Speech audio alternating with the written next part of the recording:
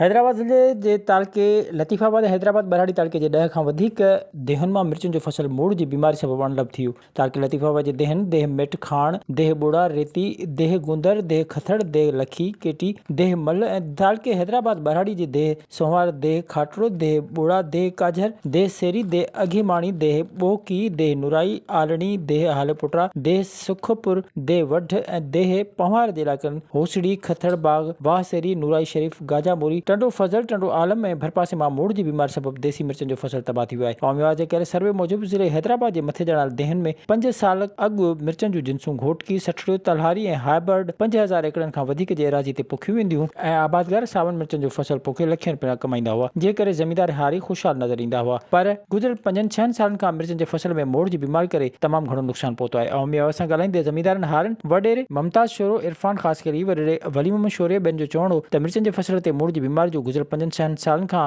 हमलो बरक़रार आहे। आबादगारनि हारन सिंध जे वॾे वज़ीर ऐं ज़राअत खाते जे सूबाई वज़ीर खां मुतालबो कयो त फसलनि खे मोज़ी मर्ज़ खां बचाइण लाइ ज़रई माहिरनि ते ॿधल टीम मुक़ररु करे मिर्चनि जे फसल खे बचाए माशी नुक़सान खां बचायो वञे। विज़िट कयो अवामी आवाज़ मीडिया ग्रुप जी वेबसाइट awamiawaz.pk